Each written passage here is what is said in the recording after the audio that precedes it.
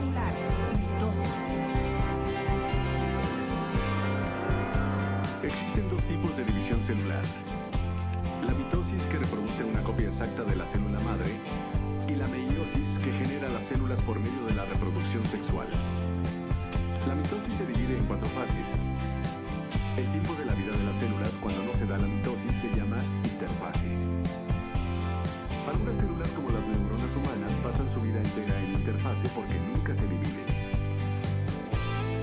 Durante la interfase, las células adquieren nutrientes, llevan a cabo sus funciones especializadas y crecen. Las células que se dividen durante su existencia también duplican su ADN durante la interfase para prepararse para la mitosis. Las 4 fases de la mitosis son profase, metafase, anafase y telofase. En la interfase, los cromosomas no están enroscados para que la célula pueda leer la información que almacena. Durante la profase, la primera fase de la mitosis, los cromosomas se condensan estrechamente en pares de filamentos que hacen juego y se hacen visibles en el microscopio. Los cromosomas pareados que embonan quedan unidos por una región especial llamada el centrómero. Las cadenas de ADN a ambos lados del centrómero son idénticas y se llaman cromátidas. En el citoplasma, unas pequeñas fibras llamadas microtúbulos empiezan a formarse en ambos extremos de la célula. Durante la metafase, estos microtúbulos se adhieren a las cadenas de los cromosomas o cromátidas y comienzan un estire y afloje que provoca que las cromátidas terminen en medio de la célula.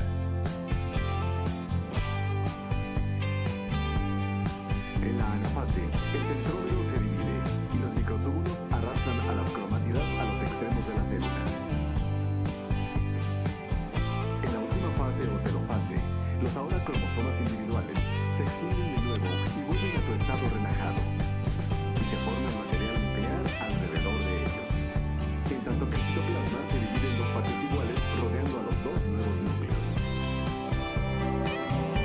División celular, meiosis. La meiosis, que produce células sexuales con la mitad de los pares de cromosomas de las células normales de los organismos, se da solo entre las células especializadas de los órganos reproductivos. En los humanos, los testículos en los hombres y los ovarios en las mujeres. La meiosis se divide en 2 etapas, la meiosis 1 y la meiosis 2. Cada una de estas 2 etapas se divide posteriormente en 4 fases. Como en la mitosis, los cromosomas hacen una réplica de sí mismos. Durante la profase 1, la primera fase de la meiosis 1, los cromosomas que el individuo hereda de su padre, los cromosomas del padre, se unen en la envoltura nuclear junto a los cromosomas equivalentes que heredaron de su madre, o cromosomas maternos. Después de que se alineen, ciertas enzimas especiales cortan la punta de genes diferentes de los cromosomas maternos y paternos y los intercambian entre los 2 cromosomas. Después de esto, el núcleo empieza a desaparecer y los microtúbulos comienzan a acercarse a los cromosomas desde ambos extremos de la célula. Durante la metafase 1, los microtúbulos llevan a los cromosomas concentrados al centro de la célula. El material que se acopla y los cromosomas paternos que intercambiaron algunos de sus genes permanecen juntos en pares. En la anafase 1, los cromosomas paternos y maternos que hacen pareja son separados y llevados a los extremos opuestos de la célula. En la telofase 1, desaparecen los microtúbulos y por lo general se divide el citoplasma.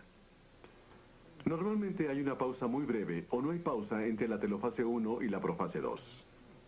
En la profase 2, los microtúbulos se reforman y se adhieren a los cromosomas en el centrómero, como lo hicieron en la mitosis. Durante la metafase 2, los cromosomas son llevados hacia el centro. Durante la anafase 2, los centrómeros que llevan ambas cadenas hermanas de cromosomas se dividen y las cadenas se separan. Los microtúbulos jalan cada una de las cadenas hermanas de cromosomas hacia los extremos opuestos de la célula. En la fase final, telofase 2, el citoplasma se divide. Los cromosomas se relajan y se forma el núcleo a su alrededor.